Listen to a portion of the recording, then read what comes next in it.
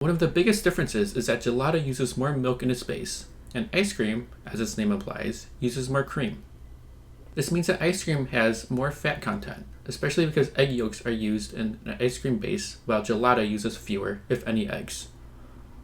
This calculation obviously doesn't take into account the toppings someone may put on top of their ice cream or gelato. It's not just that gelato is ice cream on a diet. It's made differently too. Gelato is churned slowly for a shorter amount of time. This leads to it having a denser, heftier feel in your mouth, and allows you to serve it at room temperature.